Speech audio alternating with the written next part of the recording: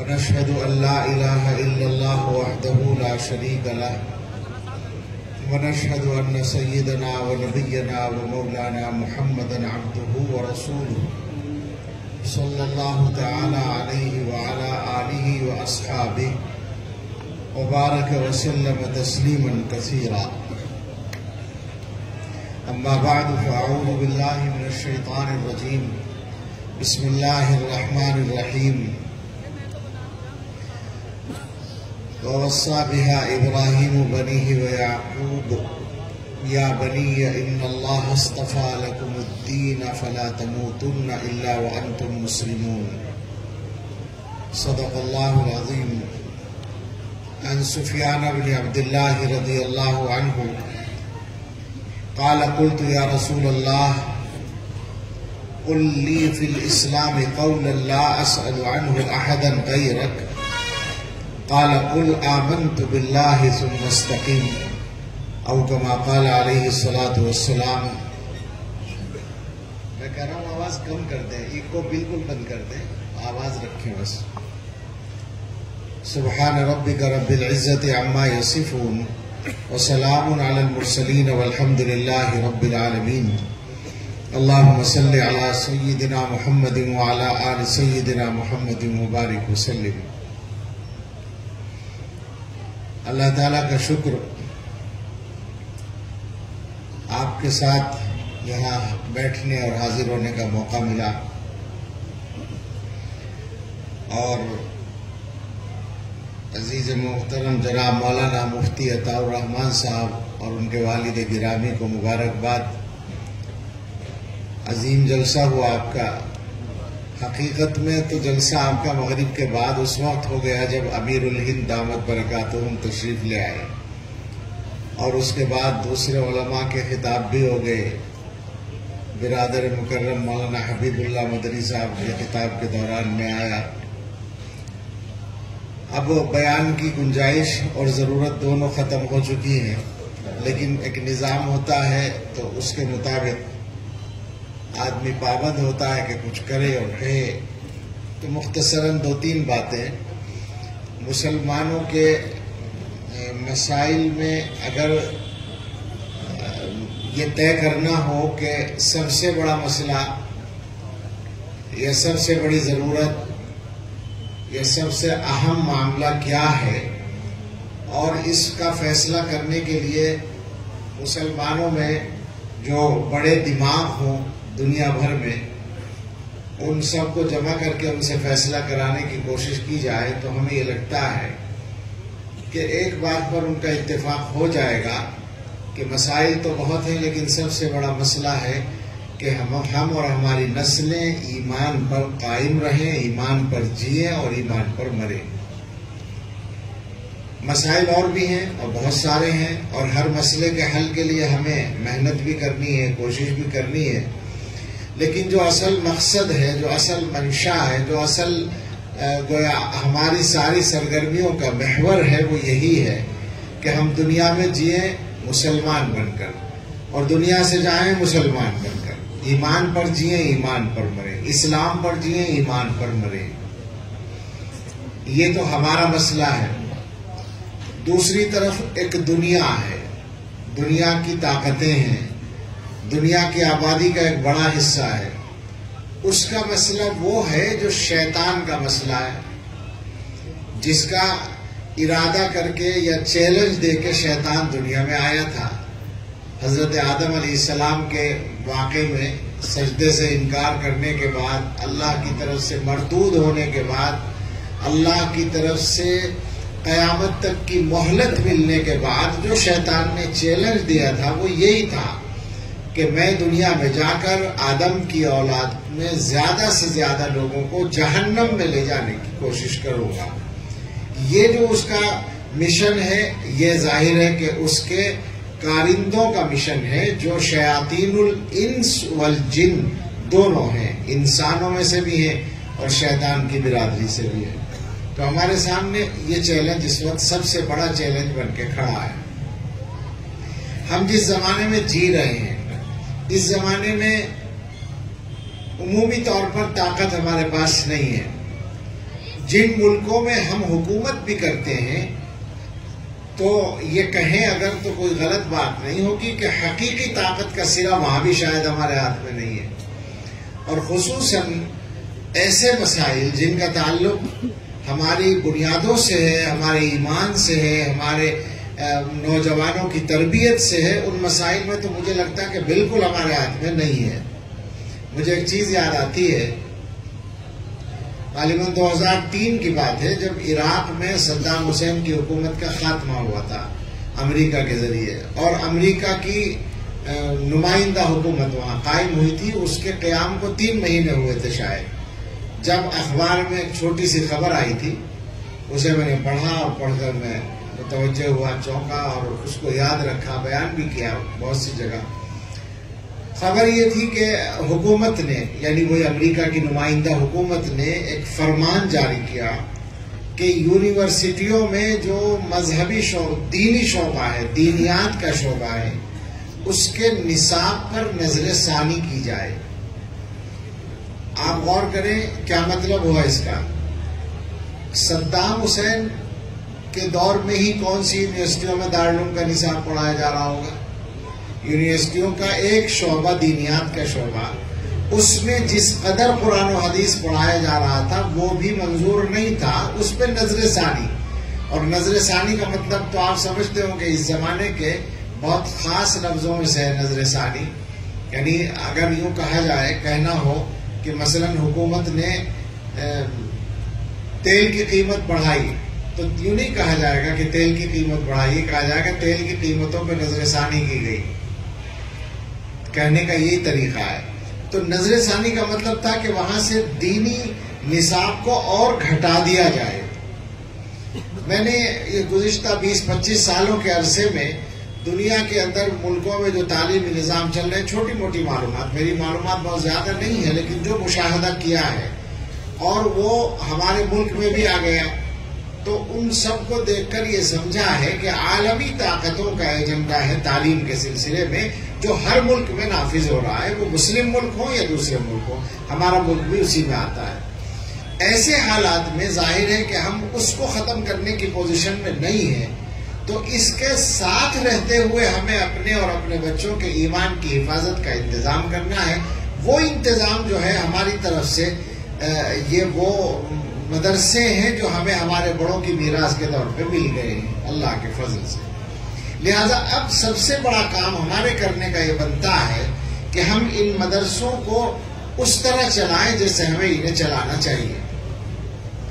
اس موضوع پر بہت لمبی بات بھی ہو سکتی ہے، مگر مجھے 2-4 ہی منٹ میں یہ بات کرنی ہے، اور کرنی اس لیے ہے کہ حالات ہمارے لیے بہرحال مشکلات کا پیغام لے کر آ رہے ہیں۔ آج کی تازہ خبر نے کچھ لوگوں کو راحت کا سانس لینے کا موقع دیا ہے۔ سپریم کورٹ نے جو یو پی مدرسہ بورڈ کے وجود کو آئینی مان لیا ہے، تو ٹھیک ہے، یہ ایک وقتی طور پر ہم کہہ سکتے ہیں کہ خوشائند خبر آئی ہے، لیکن وہ مسائل اس سے کم نہیں ہوتے جو مسائل مدرسوں کے لیے کھڑے ہوئے ہیں۔ ان حالات میں سب سے زیادہ ہماری ذمہ داری بنتی ہے کہ ہم ان مدرسوں کو مضبوط کرنے والے کام کریں۔ مضبوط کرنے والے کاموں میں بنیاد ہوتی ہے ہمارے مذہب کے اعتبار سے، دین کے اعتبار سے، حضرت محمد رسول اللہ صلی اللہ علیہ وسلم کی دی ہوئی سنت کے اعتبار سے، کہ ہم ہر کام اللہ کے لیے کریں، نیت صحیح رکھیں۔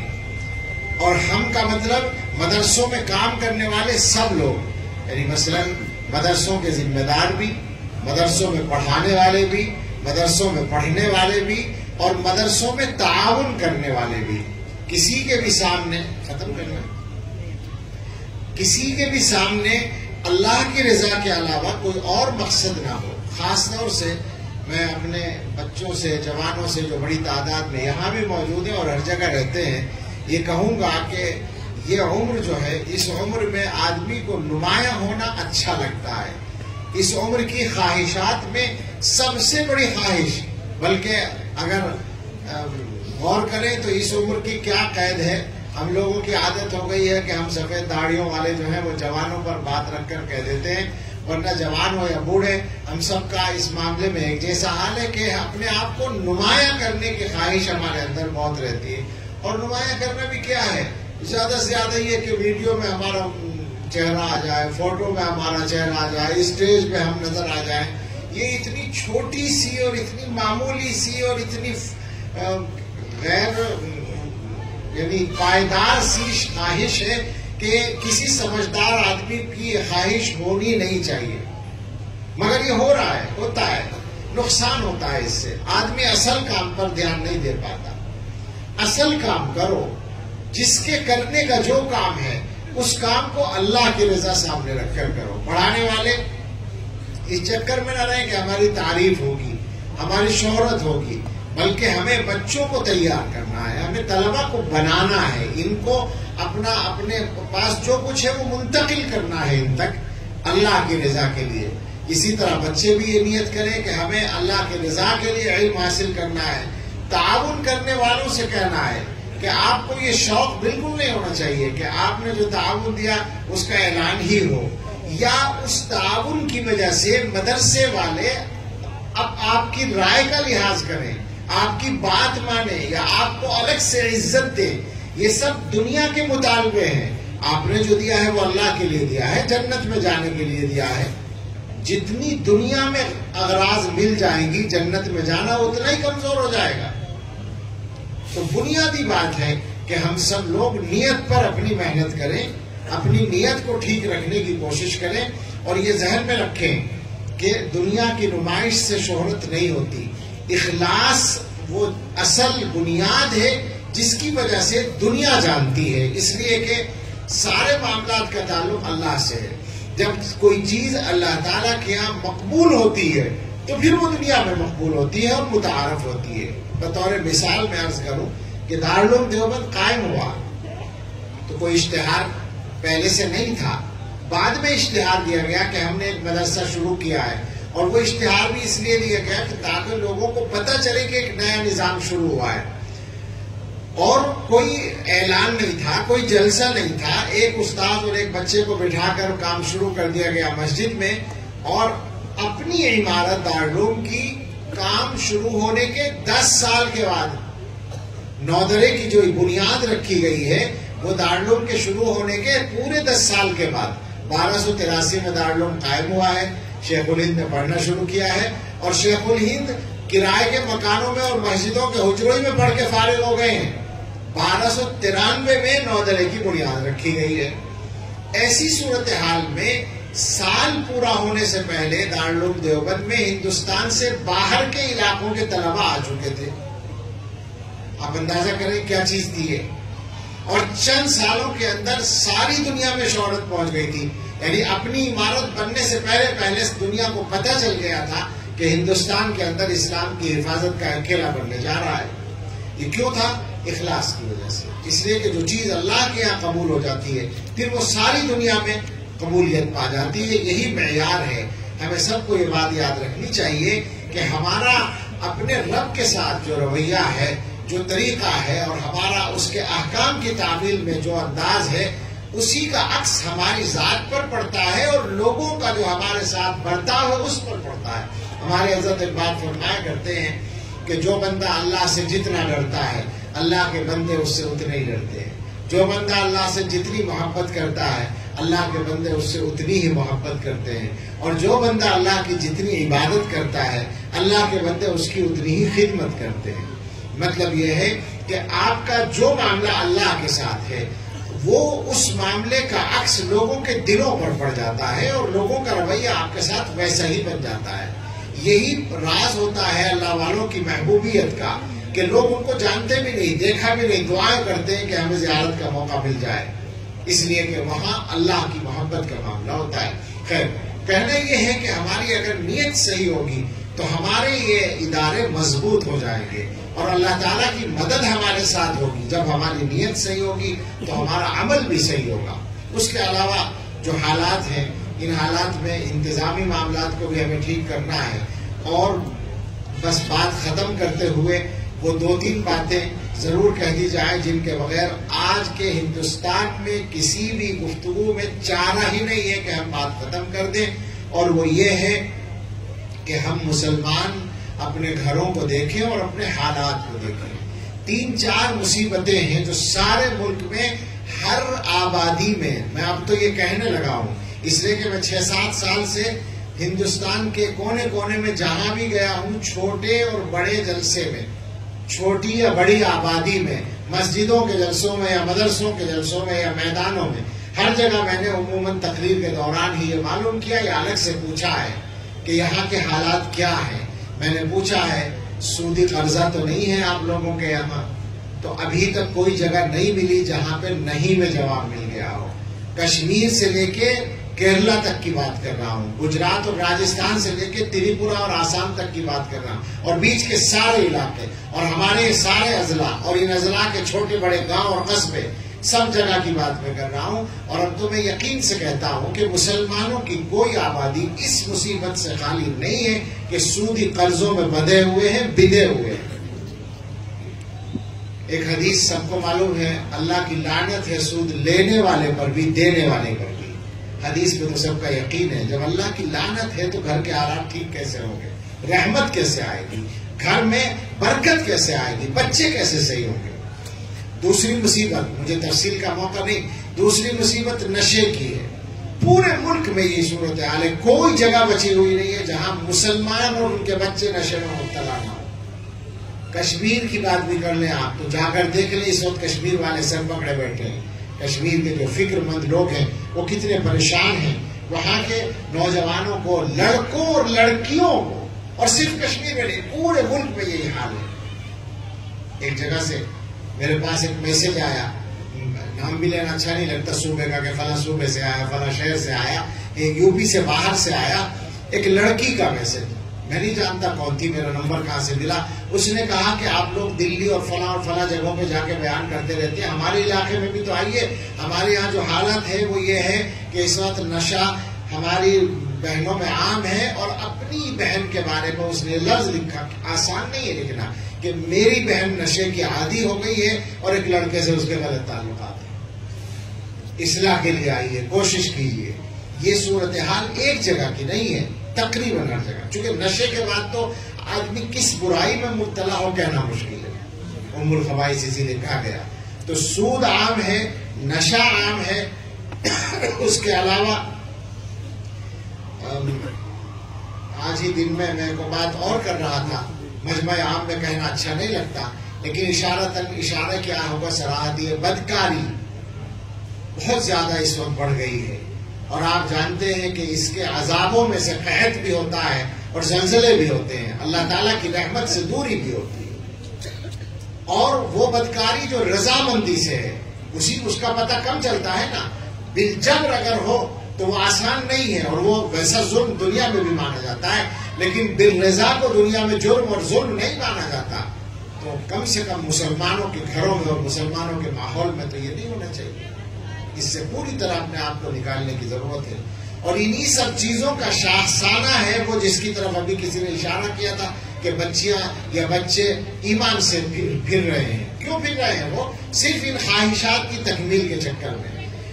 ایسا بھی ہے کہ ان کی طرف سے محنت ہو رہی ہے اسلام کے بارے میں شکوک پیدا کرنے کے لیے، تو وہ بھی ہو رہا ہے، الحاد بھی آ رہا ہے، الحاد بھی اپنی تیز رفتاری کے ساتھ اپنا سفر آگے بڑھا رہا ہے۔ لیکن یہ جو واقعات ہیں اسکولوں اور کالجوں میں بچوں کے بگاڑ کے، ان کا زیادہ تر تعلق انہی خواہشات کی تکمیل سے ہے۔ تو سب لوگ سنجیدہ ہو جائیں، خدا کے واسطے ہر آدمی اپنے اپنے گھر کو پکڑ لے۔ میں آپ سے اگر کہوں تو برا نہ مانیں کہ ہم لوگ اپنے گھروں سے غافل ہیں، ہمارے اکثر مسلمان بھائی اپنے گھروں سے غافل ہیں۔ باپ کو، ماں باپ کو یہ خبر نہیں ہے کہ میرا بیٹا رات کو 9 بجے سے 12 بجے تک کہاں رہتا ہے اور کیا کرتا ہے، اور ماں باپ کو یہ خبر نہیں ہے کہ ہماری بیٹی دن میں جو 12 بجے سے 4 بجے تک اسکول کے نام پر گئی ہوئی وہ کہاں رہتی ہے۔ اکثر ماں باپ کو یہ خبر نہیں ہے، اور یہ بدترین صورتحال ہے۔ ہمیں اس سے نکلنا ہے، اس کے علاوہ ہمارے پاس کوئی چارہ نہیں۔ ہم پورے طور پر ان مصیبتوں سے اپنے آپ کو نکالیں، سودی قرض ختم کریں، حلال پر اکتفا کریں، چاہے تنگی ترشی سے بسر کرنی پڑے، انشاءاللہ برکت بھی آئے گی، روزی مقدر کی مل کے رہے گی۔ گھروں سے سودی قرضے کو بالکل نکال دیں۔ نشہ اگر ہو تو اس کے لیے محنت کریں، چونکہ نشے کی عادت پڑ جاتی ہے، اس کے لیے محنت کرنی پڑے گی اس سے بچانے کے لیے۔